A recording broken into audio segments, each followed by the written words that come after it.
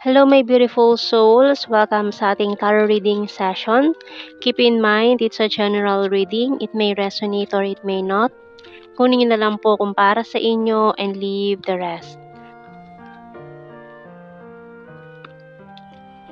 Maaari mag-shift ang energies natin, kaya kayo na pong bahala kung saan kayo nakalugar sa reading natin.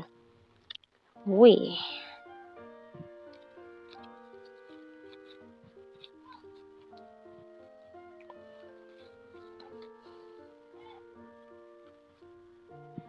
Mga soulmates energies na naman tayo dito.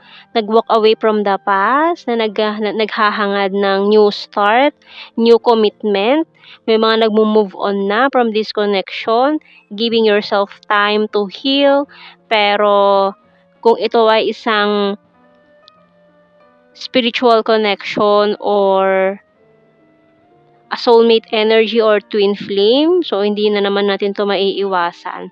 We have the Death card and the Page of Wands na nakasilip kanina. Messages and communication na naman to na paparating very, very soon. So, we have strong earth and water. Taurus, Virgo, Capricorn, Cancer, Scorpio, Pisces energy sa reading na to. So, tingnan natin message ng Archangels. Maring reconciliation na naman, asking for a second chance. Itong hinihiling nitong taong ito na nag-walk away in your life in the past. O, tingnan mo naman, Relationship Harmony by Archangel Raquel. We angels are opening the hearts of everyone involved. Arguments and conflicts are being resolved now. So, kung ano man itong mga naging conflicts sa inyong nakaraan, itong taong ito, ay nare-resolbahan na, naaayos na yung mga gusot. Ayan. And ayun we have here letter, message, call, ayan, mga conversations coming in, new conversation, fresh new start. Ayan, we have the lock, doll, perfume, and lantern. Maaaring magkaroon kayo ng mga late night talks itong taong to. Tatawag siya during the day, night, bakit day? Ayun, during the night, ayan, or madaling araw. For some of you, biglang magigising ka na lang na may tumatawag sa'yo. Ayan, madaling araw tatawag siya. We have here the healing crystal sa ating, siguro kasi day, nasabi ko kasi madaling araw, umaga na. Ganon, madaling araw. Ayan na, tatawag siya sa'yo. And tingnan natin sa ating tarot messages, oracle cards.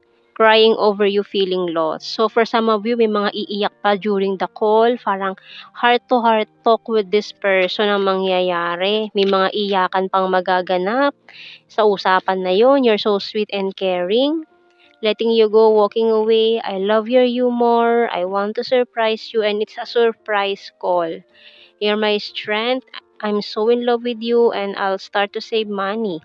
Talking to you telepathically sa bottom card. And tingnan natin. I left you before you could leave me. I bury myself in work to forget you. I know I was a distraction from your pain. I feel you leaving me behind. I hid who I really am from you. I know that I crossed the line with you. You were the best thing in my life and I'm becoming a better person. Very promising itong mga sinasabi niya dito. Ayan. And I wish I could share my good news with you. Ayan, isa sa mga gusto niyang sabihin sa'yo. Marami siyang gustong sabihin, i-share. Ayan, so tingnan naman natin sa ating mga initials dito.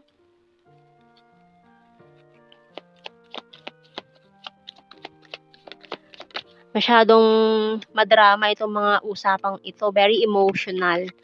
Oops. Zak. Z-A-K.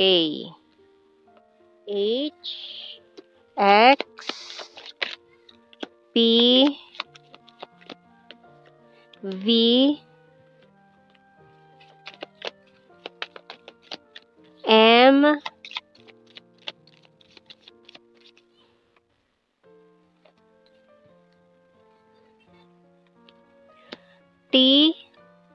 and letter E. Ayan, bottom card natin is R. Tingnan natin sa ating blue card. Separation. Engagement. So, gusto niya ng higher level of commitment. And this is obsession. Okay.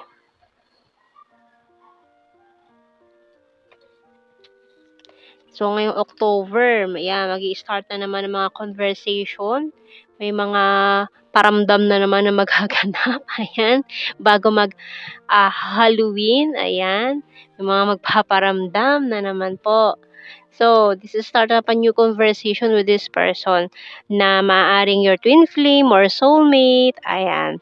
Na talagang may mga iyakan pang magaganap dito during this night or madaling araw na tawagan to na call. Mahabang usapan to heart-to-heart conversations na magaganap between you and this person. So, tingnan natin sa general signs and the messages natin. For some of you, hindi mo ina-expecto na tatawag pala tapos madaling araw. Tapos parang for some of you, nakainom pa siya ng mga panahong ito na hindi siya makakatulog. So, bigla ka na lang tinawagan. Ayan. We have here February, very loyal, Mindanao and Libra, trustworthy, Aries sign, sarcastic, very serious, May, South PH, December. Full of charisma, creepy stalker. Bago kasi siya tumawag, in-stalk ka pa niya ng bonggang-bongga.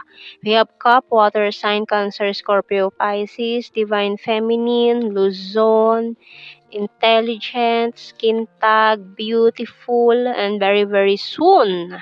Ayan o, talagang emotional. Very emotional itong magiging conversations na to. Talagang hindi niya mapipigilang maluha sa usapang ito. And we have here food lover, amazing, beach, practical, vulnerable, dimple, hilarious, cold city, number 2, 4, rainy season, may other country pa, Virgo, green-minded, flirtatious, naku po.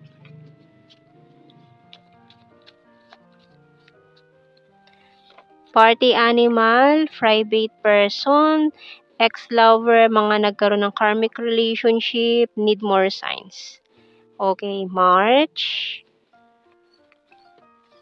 North PH, funny, caring. Number 7, long distance, quiet person, January, and last card natin to, madami na yan fire sign, Aries, Leo, Sagittarius. So, ayan ang ating reading, my beautiful souls. Thank you for watching. Take care and God bless. See you in our next reading, guys. Bye-bye.